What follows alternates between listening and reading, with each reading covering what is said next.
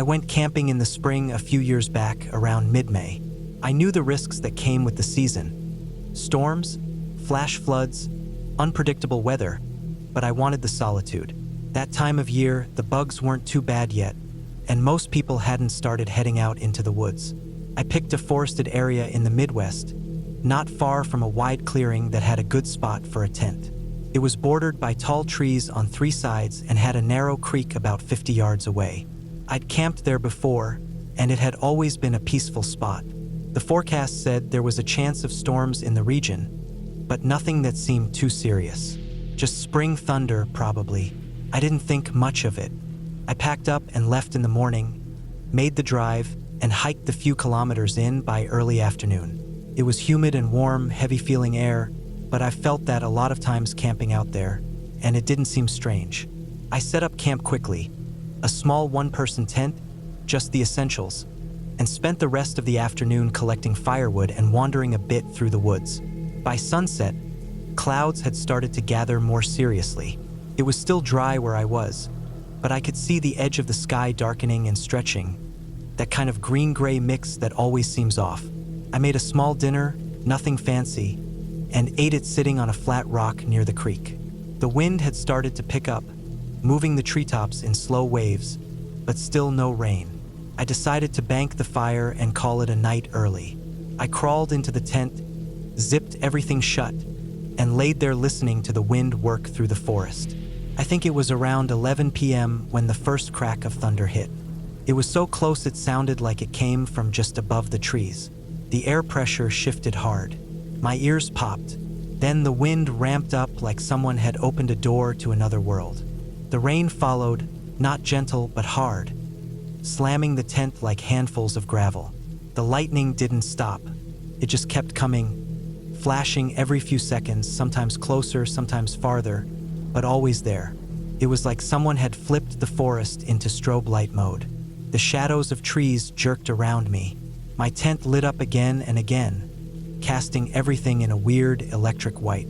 I could see the lines of the fabric, my gear, even the seams of my sleeping bag every few seconds. It got worse fast. I felt the ground rumble, faint but real.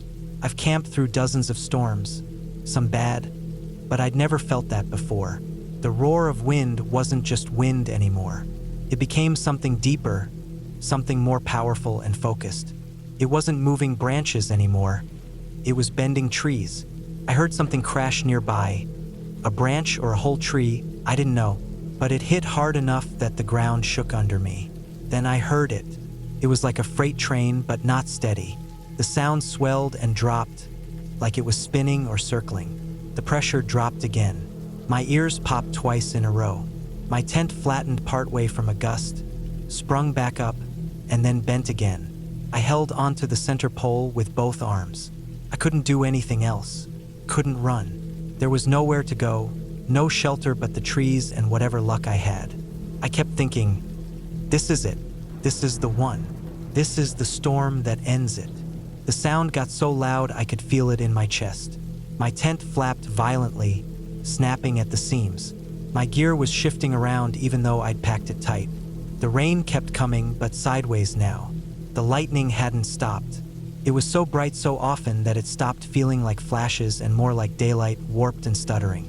I curled up, not from fear, just instinct. I pressed myself as low as I could, arms over my head, trying to make myself small. Every muscle was tight. I felt like a rubber band stretched too far. I thought I heard debris whipping through the woods. Sticks, maybe even stones or pieces of trees, slamming into trunks and the ground. And then, slowly, the roar started to fade. The wind didn't stop right away, but it changed. It lost that tight, spinning sound. It dropped back to just heavy wind, then hard rain, then just rain. The lightning kept going, but not as fast. And the thunder was moving away. I didn't move for a long time, maybe 10 minutes, maybe more. Couldn't tell. When I finally unzipped the tent and looked outside, I expected to see everything gone. But somehow my tent was still staked down, shaky, leaning, but there. My fire pit had been washed through and filled with water. My pack had been dragged partway out under the rainfly. The woods around me looked shredded, Branches littered the ground like pickup sticks, some thick as my arm, some bigger. One tree not far off had been split. Its top was gone, cracked halfway down the trunk. The creek had overflowed and spread out across the clearing. Mud and leaves were everywhere, but it was quiet now. I stayed outside the tent in the mud for a while, just looking. My heart was still hammering. I kept expecting the sound to come back, that pressure to return. I kept glancing up, looking for funnel clouds I wouldn't see in the dark anyway. I didn't sleep again that night. I sat upright, fully dressed, with my boots on and my bag packed, in case it came back. The rain lightened, and by early morning, it was just a mist. The sky was still thick with clouds, but the worst had passed. At sunrise, I packed up fully. I didn't eat. I didn't bother drying anything. I just left. The trail was muddy, parts washed out. I had to climb around some fallen trees and cross the creek farther upstream where it was shallower. On the way out, I passed a wider clearing where a whole row of trees had been flattened in the same direction. The tops were snapped, not uprooted. The bark had been stripped from a few, like they'd been scraped by something massive moving fast. When I got to the trailhead, a ranger truck was parked off the side, flashing lights on. A guy in a poncho was talking to someone else near the edge of the road. I kept walking. My car was still there, wet, dirty, but untouched. I drove out without saying anything. Back in town, I found out that a tornado had touched down about 2 kilometers away from where I'd camped. EF2 or EF3, the news said. Not the biggest, but enough. It tore through a patch of woods and farmland, knocked over a few barns and power lines. No deaths, thankfully, but it did damage. People always think of tornadoes hitting towns or open fields. They forget they can cut through woods too. When they do, they leave behind broken trees and silence. That storm was the loudest thing I've ever heard, and after it passed, the quiet was just as bad. Like the woods weren't breathing anymore. I still camp, but I check the forecast a lot more closely now. If there's even a slight chance of storms, I wait. Some things aren't worth pushing. That night wasn't about bravery or skill. It was just luck. A turn in the wind, a shift in the clouds, and I could have been right in its path. Now, when the wind picks up and the sky goes that shade of greenish-gray, I remember what it felt like to ride it out. Alone, nowhere to run. Nothing but canvas over my head and mud under my boots. Just me and whatever the sky decided to throw down. It was early fall when I decided to take a short solo camping trip. I wanted to get out of the house for a while, disconnect from everything, and just spend a few days in the woods. I picked a state forest about 2 hours from where I lived.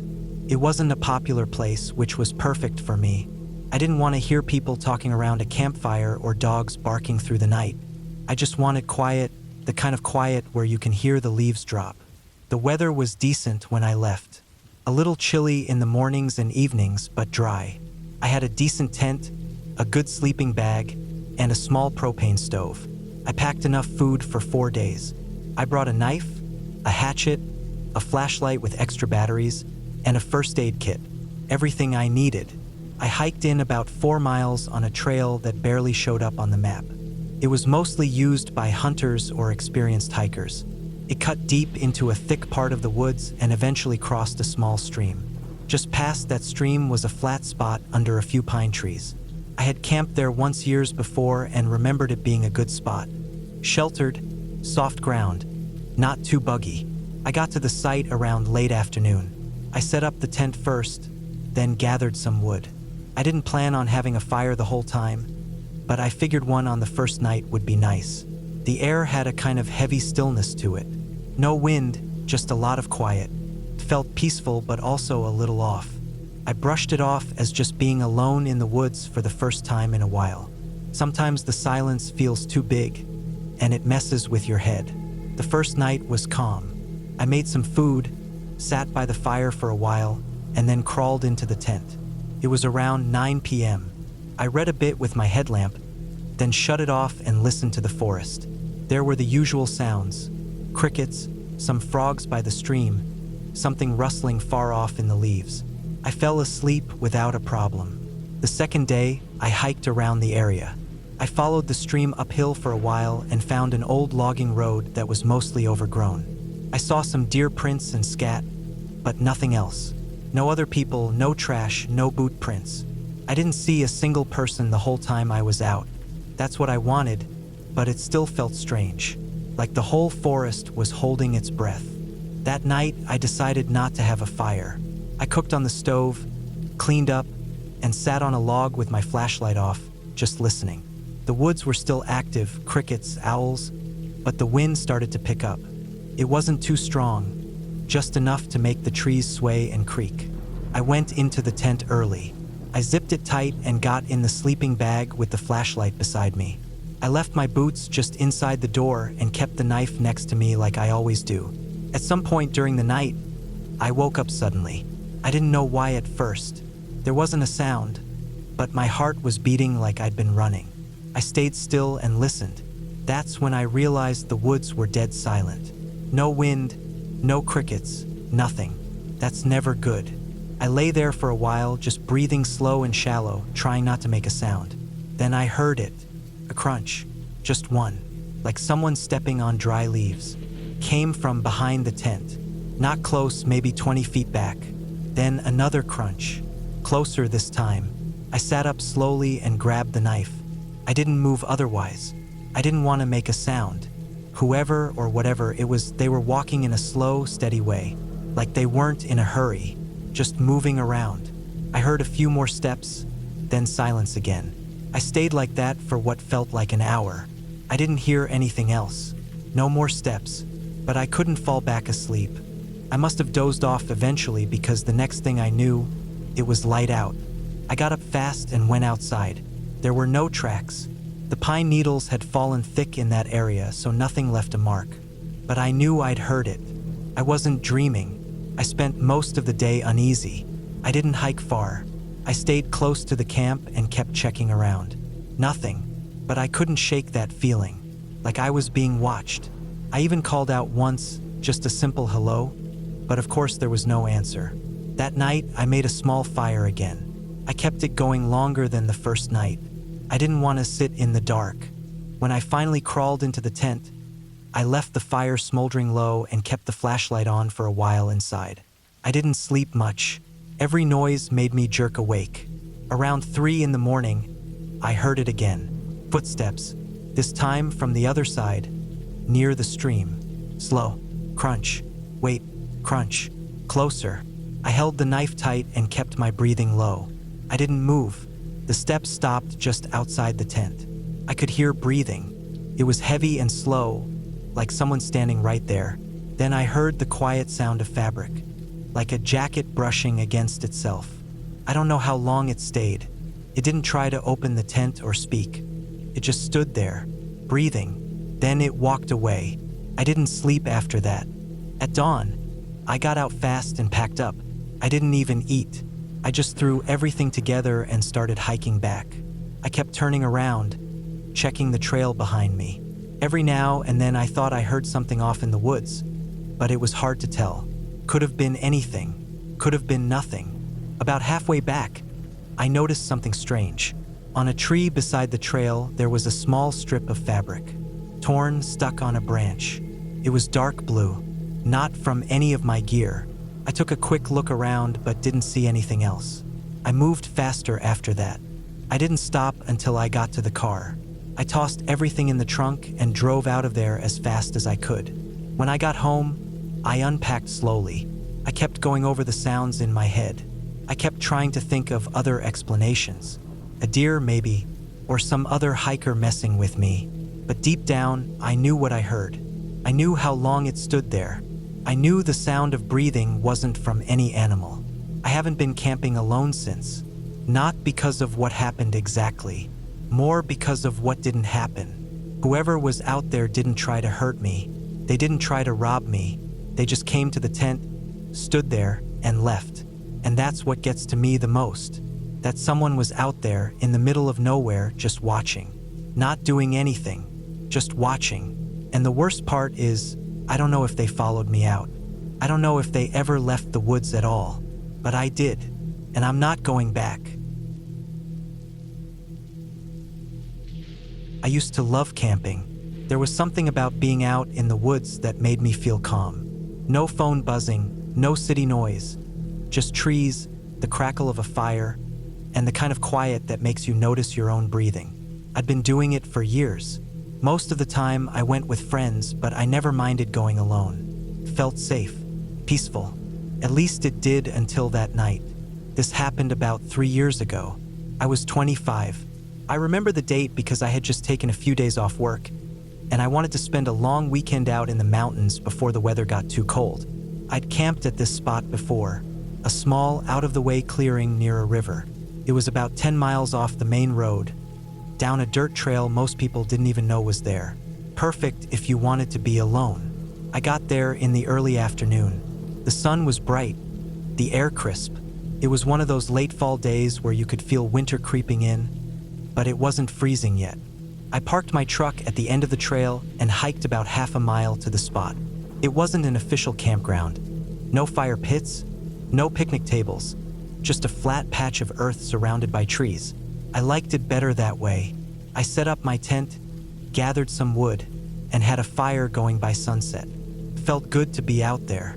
I cooked some food, cracked open a beer, and sat back, listening to the woods. The river was close enough that I could hear the water moving over the rocks. Birds were still calling from the trees. Everything felt normal. As the sun went down, the woods started to quiet. That's normal. Animals settle in for the night, the air cools down. But this time it felt different, too quiet. No wind, no insects, no rustling leaves. Just the sound of the river and the occasional crack from the fire. I tried to shake it off. I've camped enough to know that sometimes the woods just get quiet. It doesn't mean anything. I stayed up for a while, staring at the fire, watching the sky go dark. After a while, I started to feel that heaviness in my chest. That tired, slow feeling you get when it's late. I put the fire out, climbed into my tent, and zipped it up. I remember lying there, wrapped up in my sleeping bag, feeling that warmth soak into my muscles.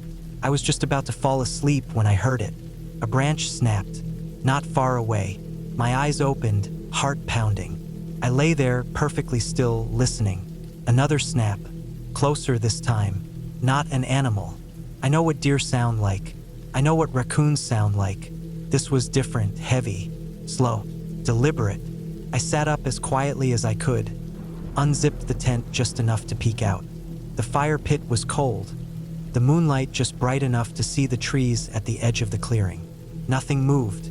I waited, listening to the sound of my own breathing, trying to slow my heart down. Then I saw it. Something moved at the edge of the trees. A shape, dark against the moonlight. I couldn't make out details, just the outline of someone standing there. Not moving, just standing, watching. My whole body went cold. I tried to tell myself it was another camper, maybe someone who got lost. But what kind of person walks through the woods at night with no flashlight? No gear? I stayed low, watching, waiting for them to say something. They didn't. They just stood there. I reached for my flashlight, hands shaking, and flicked it on. The beam cut through the trees, but by the time it hit where the figure had been, there was nothing. Just trees and shadows. I sat there for a long time, scanning the edge of the woods, waiting for something to move. After a while, I convinced myself it was nothing. Maybe I was tired. Maybe it was a trick of the light. I zipped the tent back up and tried to calm down, but sleep wasn't happening. I just lay there, staring at the tent walls, listening. About an hour later, I heard it again. Footsteps, slow, heavy, coming from the same direction. This time, they didn't stop at the edge of the clearing. They kept coming.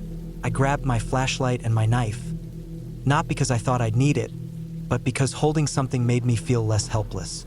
I unzipped the tent as quietly as I could, just enough to look out. There was someone walking through the clearing, not running, not sneaking, just walking.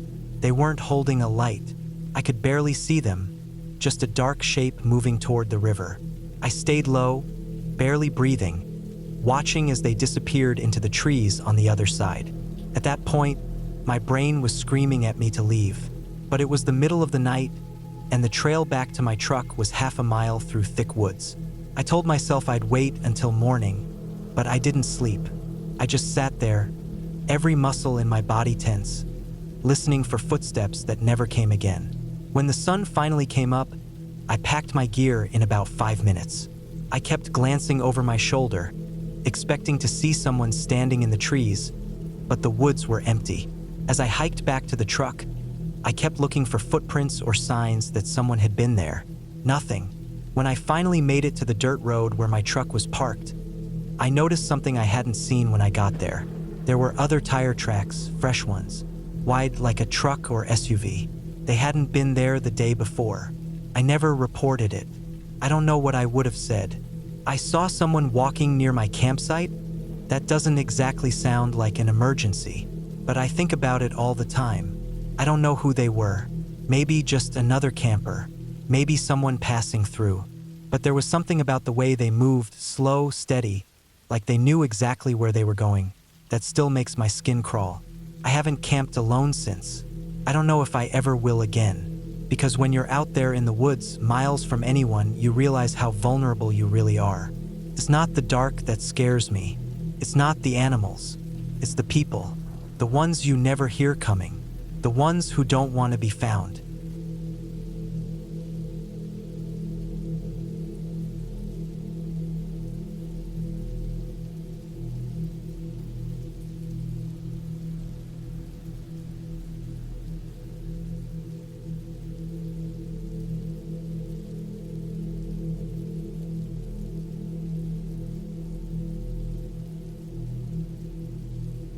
It was a late September trip, the kind where the leaves had just started to turn and the air stayed cold even when the sun came out.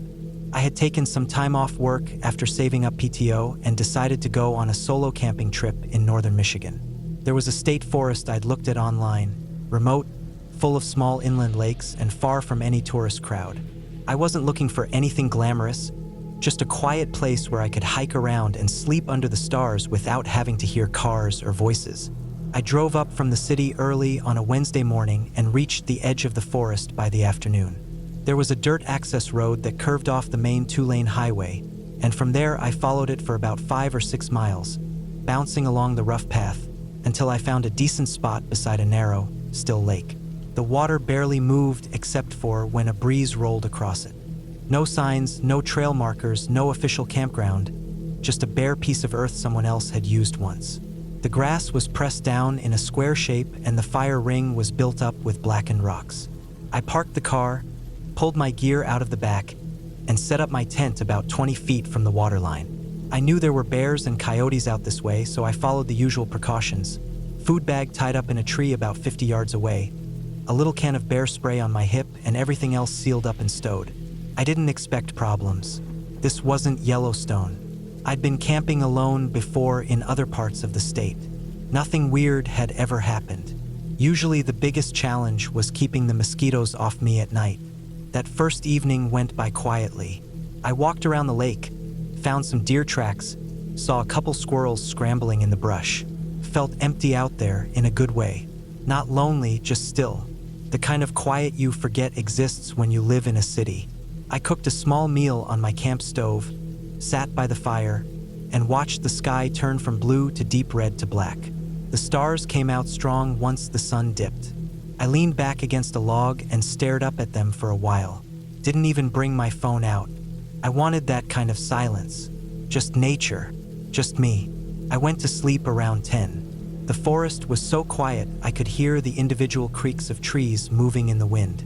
I remember thinking I'd sleep better than I had in months, and I did for a while. But something woke me up just after midnight. It wasn't a sound. Not really. More like a feeling, one of those sudden stabs of alertness. My eyes snapped open and I felt like something wasn't right. I laid still in my sleeping bag and listened.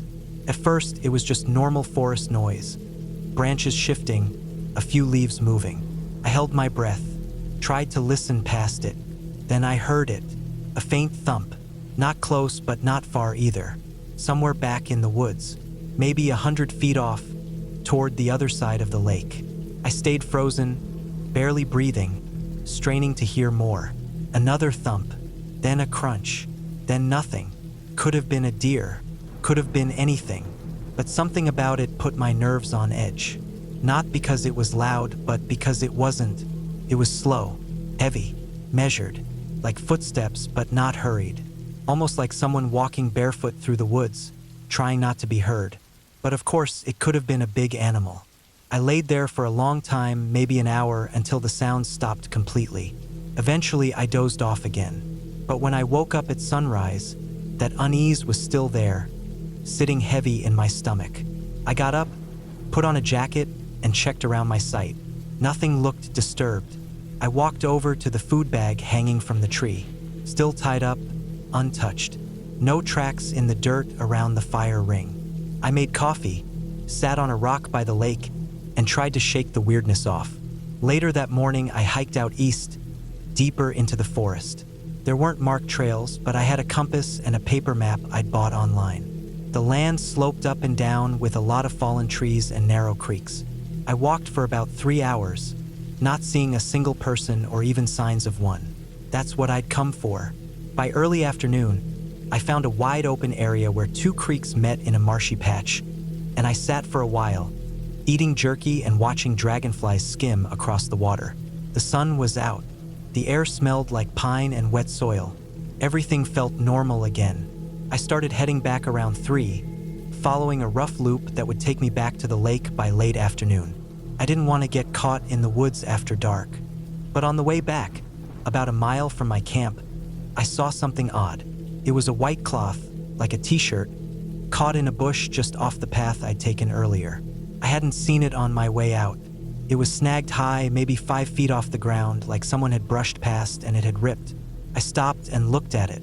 No brand, no graphic, just plain white, dirty, a bit stained. I scanned the woods around me, suddenly feeling watched. I didn't hear or see anything, but that same tight feeling returned in my chest. I kept walking, quicker now, checking behind me every few minutes. When I reached camp, everything still looked untouched. My tent was there. The fire ring was undisturbed. But I noticed something new. A small stick, broken in half, leaned against the front flap of my tent. It wasn't there before. I was sure of it. I'd zipped it up before leaving, and nothing had been near it. I looked at the trees, looked at the ground. Nothing. No footprints. No broken brush. I didn't know what to do. I couldn't call anyone. There was no cell service. I could pack up and hike out, but the car was 5 miles down a barely used dirt road, and the sun was already starting to drop. If someone was out here messing around, they were hiding better than I could spot, and they'd have more woods to disappear into than I could handle. So I stayed. I moved my food bag farther out. I sat by the fire with my bear spray and a hatchet by my side. I kept scanning the trees, watching the shadows grow longer. That night, I barely slept. Every little sound pulled me back to full awareness. Around 2 a.m., I thought I heard something splash in the lake. Just a single noise, then nothing. In the morning, I packed everything fast. Rolled my tent, stuffed my gear, didn't even boil water for coffee. I wanted out, but the trail back was wrong. About 15 minutes down the dirt road toward my car, I noticed new marks. Fresh boot prints, bigger than mine, and deep enough to be recent. They veered off into the woods, and next to them, dragged through the dirt, was what looked like a stick or a branch pulled alongside. I told myself not to follow it, but I looked for just a second, just to confirm it was nothing. That's when I saw the fire ring. It wasn't mine. It was another one, built up with stones in a clearing maybe 40 yards off the road. A fresh fire had been burned there, still black, still flakes of ash. Beside it, I saw a plastic bag. Inside were empty cans of food, crushed, not my brand. I looked around the clearing. There was no tent, no gear, just a few logs pulled into a circle and what looked like a shirt, another white one, folded neatly on one of the logs. I turned and left fast. I didn't want to know more. I got to the car, tossed my stuff into the back seat, and drove straight back to the highway. Didn't stop, didn't look back. That night, back in my apartment, I kept thinking about the stick at my tent, the footprints, the shirt. So I called the ranger station listed on the map. I told them what I saw, gave the best description I could of where I'd been. They took my report, said they'd check it out. 3 days later, I got a call. They told me they hiked out to the spot, found the same things, but what caught their attention was something I hadn't seen. Farther into the woods, about a mile from that second fire ring, they found a tree stand, one of those simple wooden platforms tied to a trunk with rope. Inside it were wrappers, a plastic bottle filled with yellow liquid, and binoculars. They asked if I'd seen anyone watching me. I said no, but I'd felt it. They said it looked like someone had been out there for a while, living rough, maybe watching campers. They didn't find the person, just the stand and some scattered trash. Whoever it was had moved on. I haven't gone camping alone since. It's not because of what happened. It's because of what didn't happen. Because someone was close, closer than I ever knew. Close enough to leave a stick at my tent. Close enough to hear me sleep. And I'll never know why. It was supposed to be a quiet trip. I wasn't looking for anything exciting, just a break. Work had been the same thing day in and day out, and I was starting to feel like I couldn't breathe. My apartment didn't help. The walls felt too close lately, and the noise from neighbors never really stopped. I needed to get away from all that, even if it was just for a couple of days. I had a small camping spot in mind, a place I hadn't visited in a couple of years. It wasn't marked on most maps, but I'd found it by chance while driving a few summers back. It sat about an hour off a forestry road in the mountains, maybe another mile or two on foot past that. There were no toilets, no fire rings, nothing. Just some flat ground, some tall trees, and a creek that ran about 20 feet away from where I usually pitched my tent. I'd never seen another person there. That was what I wanted, nobody around. I packed light but took what I needed. Tent, sleeping bag, food for a few nights, a couple gallons of water, some basic cooking stuff, a first aid kit. I brought a small hatchet, a folding knife, and a magnesium fire starter, but nothing more. I wanted it to be simple, just me and the woods for a while. I left early on a Thursday morning and made it to the forest road before noon. The road was rough, rutted in places, with long stretches where I had to drive at a crawl. I didn't see a single other car out there, not even at the side of the road, which reassured me. I parked off to the side where the trailhead started. There was no real trail, but I remembered enough of the landmarks to find my way in. The walk in was peaceful, birds chirping, the wind shifting the branches overhead, that fresh, earthy smell of moss and dirt and old pine needles. I took my time. I didn't need to rush. It was a little overcast, which was fine by me. Cooler weather made hiking easier. By the time I reached the clearing where I used to camp, I felt like I could finally breathe again. I set up quickly. Tent staked down, gear unpacked, bare bags strung up in a tree away from camp. I gathered some dry wood and small branches, set up a stone ring for a fire. I ate some trail mix and jerky for lunch and spent the afternoon just walking around. There was a rock outcropping a little uphill from the clearing, and I climbed it and sat there for a while, just watching the trees sway in the wind. I didn't think about anything. I didn't try to. That was the point. The first night went by easy. I lit a small fire and cooked a pack of ramen, just letting it boil in a pot over the flames. It was quiet, too quiet sometimes. When you've lived around the hum of people for years, real silence is strange. You start hearing little things, branches cracking, leaves rustling, insects crawling over bark. Your ears tune in too hard, but it wasn't bad. I was calm. I slept well, even if I woke up a couple times to the sound of wind or some small animal moving through the underbrush. The next morning, I walked farther down the creek. I had my small camp stove and made coffee with instant powder. It was awful, but it was warm. I sat there for a long time, just staring into the water, watching it flow. I didn't bring a watch or phone. I didn't want to track time. The sun would move and the shadows would change. That was all I needed. Around midday, I saw the first sign that someone else had been there. It was an old tarp, maybe 20 feet downstream, stuck halfway under a bush. It was faded blue, torn in a few places. I walked over and tugged at it, but it was waterlogged and buried under layers of pine needles and dirt. It wasn't new. had to be at least a year or more old. Still, it made me pause. I hadn't seen that tarp the last time I came here. I looked around, but there weren't any other signs, no trash, no footprints, nothing recent. I left the tarp where it was and walked back up to my camp. That night, something felt different. I don't know why. The woods were still the same. The wind hadn't picked up. It didn't rain. I just couldn't shake this feeling, like there was something off. I built a bigger fire that night. I told myself it was because I wanted to cook something better, some beans and sausage I'd packed in a can. But I think it was more than that. The light felt important. The heat, the idea of the fire pushing the darkness back a few feet farther. I was sitting beside it, just staring into the flames, when I noticed something tucked into the roots of a tree a few feet away. I hadn't seen it earlier, and I'd been all over that area gathering firewood. It was a notebook. It looked like one of those small, pocket-sized ones, the kind with a cardboard cover and a little elastic band to keep it shut. The band was broken. The notebook was dirty, water-stained, bent. I picked it up and sat back by the fire. Most of the pages were warped, but they weren't unreadable. The writing inside was in pencil, light in some places, pressed deep in others. I flipped through the first few pages. Some were empty.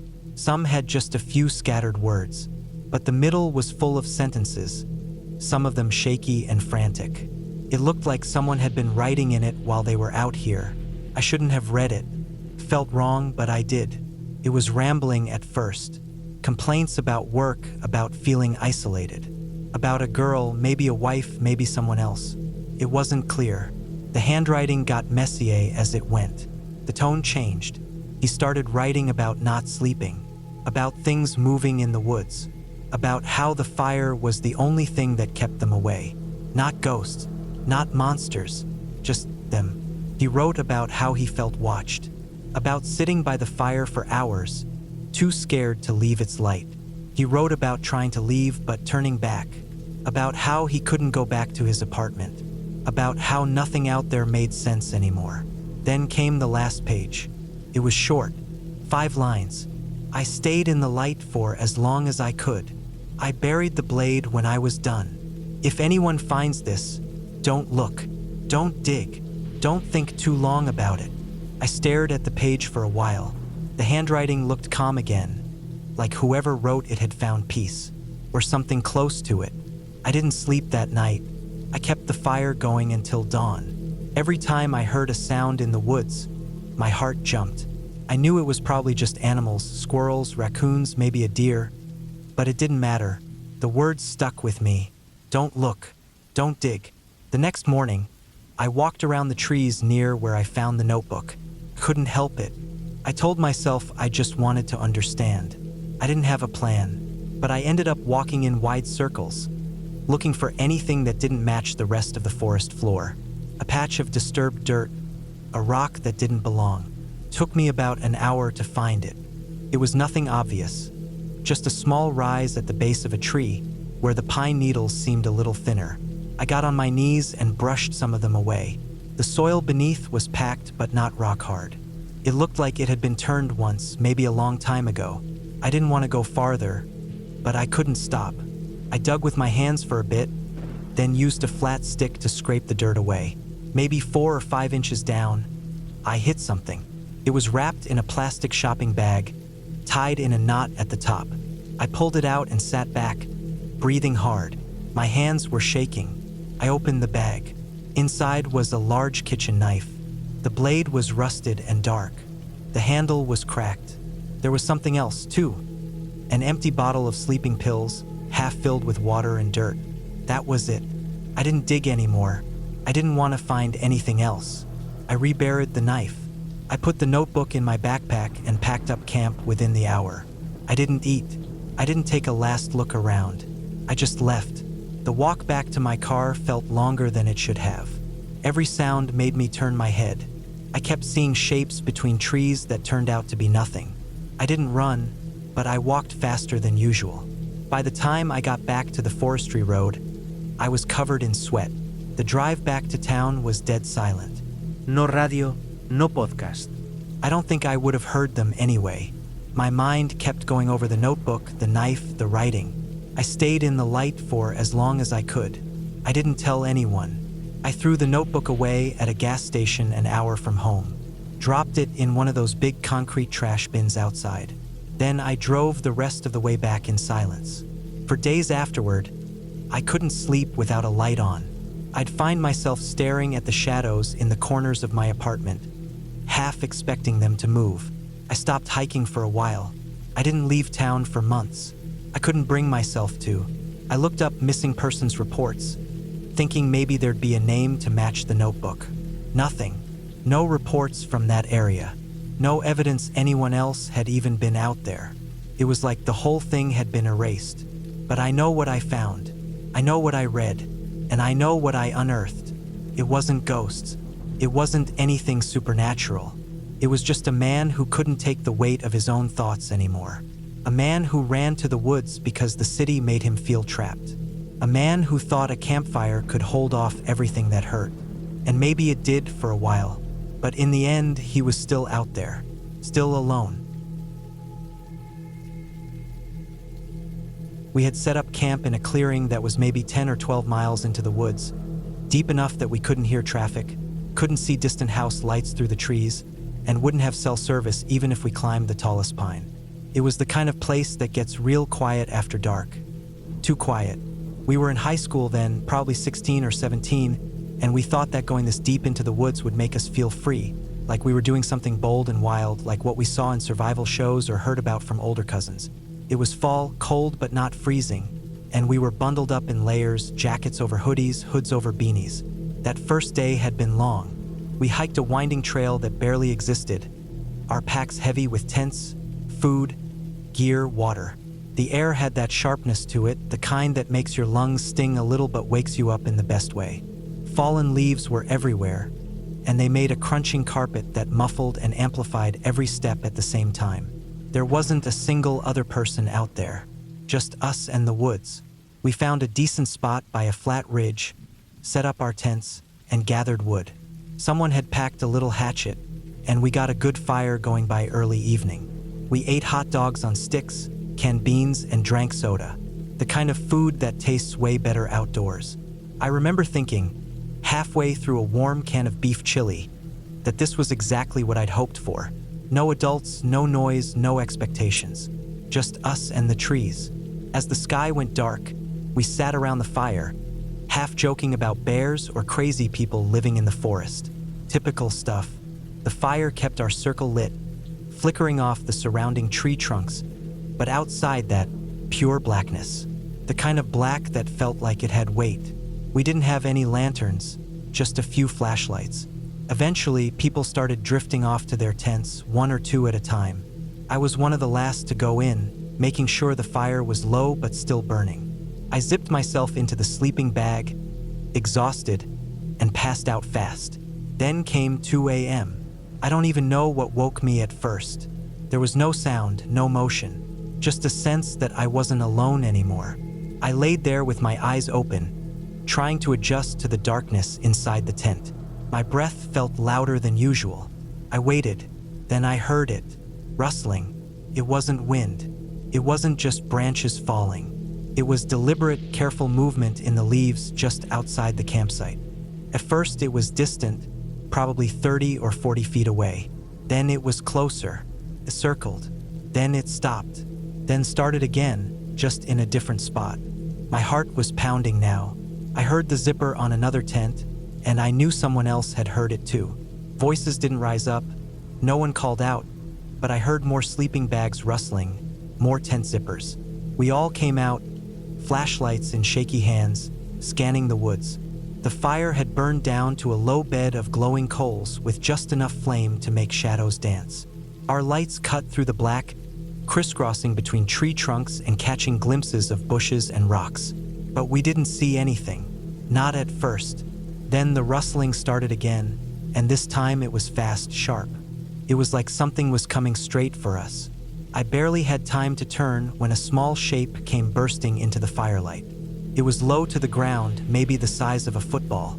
We all jumped back, flashlights flailing. The thing didn't stop. It didn't hesitate. It ran straight into the fire. There was a sharp hiss, like hot oil in a skillet, followed by a tiny pop and a smell that turned my stomach instantly. We screamed, not out of fear like a horror movie, but more like a gag reflex. One of us threw a boot at the fire, another jumped backward so fast they knocked over a log. The smell was unlike anything I'd ever experienced. Burning fur, meat, maybe bones, all of it mixing with the charred wood and smoke. I couldn't look at first, but curiosity pulled me in. We crept back to the edge of the fire. Took a minute to calm down. One of us used a stick to shift the logs, and we saw what was left. It was the body of a mole, or what used to be a mole. Its fur was singed off, its tiny feet curled up, and the face. The face didn't look like an animal anymore. It looked like a melted toy, a wax figure left in the sun. The worst part was that it had just come running in, like it wasn't running from us. It wasn't even scared. It just ran straight into the flames like it didn't know or didn't care. After the fire was stirred up again and a few more logs added, we tried to calm down. But no one went back to sleep. We just sat around the fire until the sky started lightening up behind the trees. We didn't say much. We kept looking at the woods, waiting to see if more animals were going to come out. None did. By dawn, the fire was low again and we all looked wrecked, pale, tired, unsettled. We couldn't just leave the thing in the pit. Even though it was just a mole, something about it felt wrong to just walk away. We scraped the little body out with 2 sticks and carried it in a rag someone found at the bottom of their pack. It smelled worse up close, but no one said anything. We walked a little ways into the trees, found a spot by the base of a tree, and dug with our hands and whatever we could find. The ground was hard, cold, and full of roots. It took way too long for such a small hole, but we didn't stop. We lowered the body in and covered it with dirt and leaves. Someone made a little cross out of 2 sticks and jammed it into the ground above. Not as a joke, but because it felt necessary. We stood there for a while in a loose circle looking down at the mound. No one said anything. There wasn't anything to say. We packed up not long after. Breakfast didn't happen. Everyone just wanted to get back to the cars. The hike out was quiet. We kept hearing sounds in the woods, normal ones probably. But they made us flinch anyway. Birds, squirrels, wind in the leaves. But it all sounded closer and sharper than it had before. Even now, years later, I still think about that night more than I should. It wasn't some monster or some myth or a person in the woods. It was a mole, just a mole. But the way it ran full speed into a fire, without stopping, without veering off, without making a sound, it didn't make sense. Nothing about it made sense. And that's what still gets to me. Something about the woods that night felt off. Not paranormal, just off. Like we were in a place we didn't understand, where something wasn't right, where the rules didn't work the way they did back home. I don't have an explanation for it, and I've stopped trying to come up with one.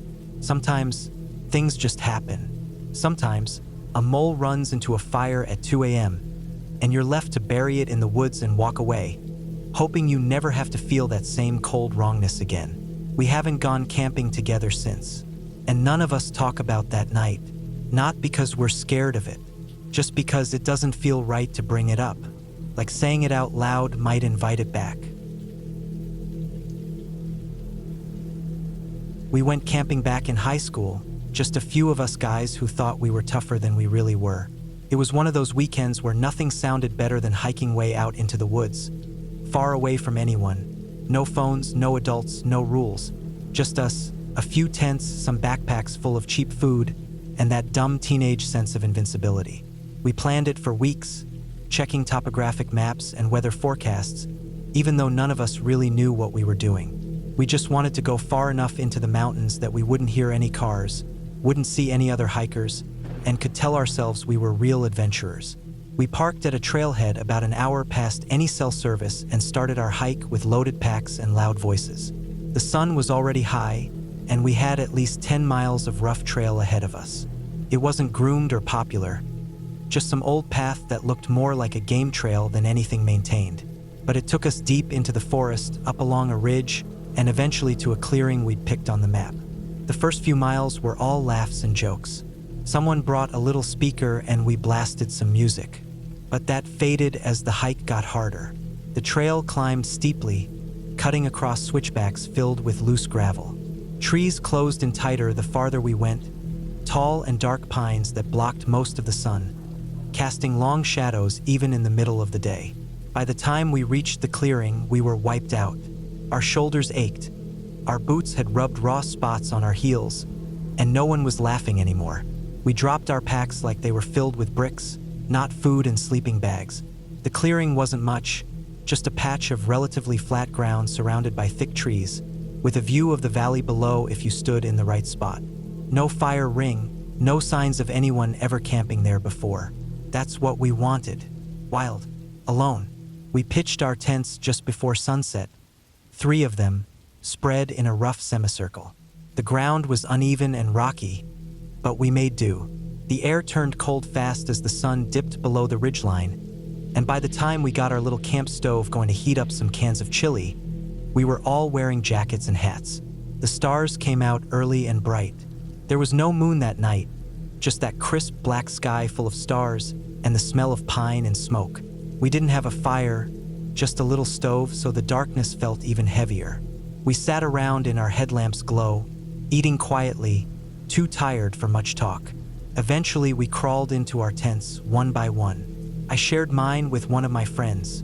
No way I was sleeping alone. We zipped up, stuffed ourselves into our bags, and lay there listening to the silence. It was quiet in a way that you don't get in town. No engines, no buzzing lights, no background noise. Just the faint rustle of wind in the trees and the occasional creak of a branch. I remember how my ears almost rang with it. I fell asleep fast, completely drained.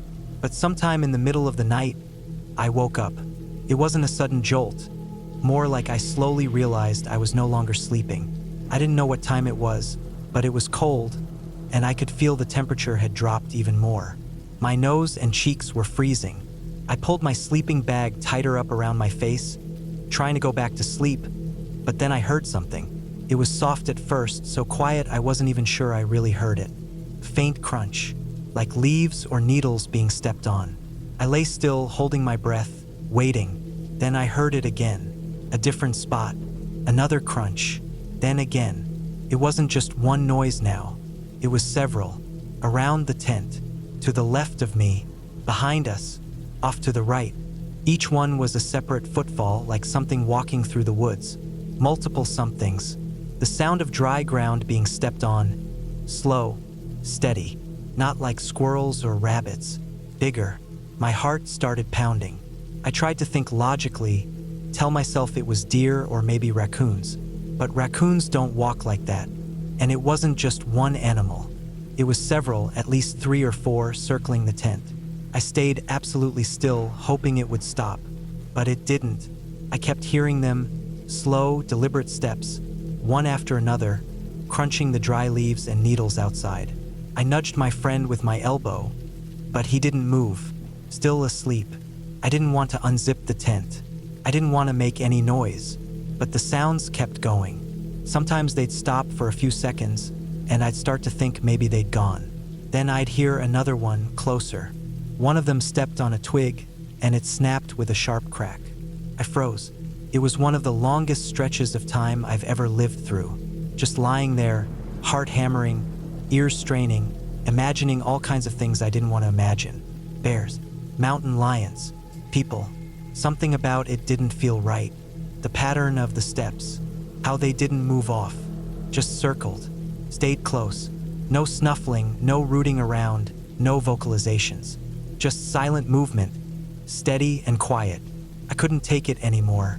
I had a flashlight next to me, one of those big ones with a heavy beam. I grabbed it, careful not to make too much noise. Then I unzipped the tent just an inch and waited. Another crunch, another step, close.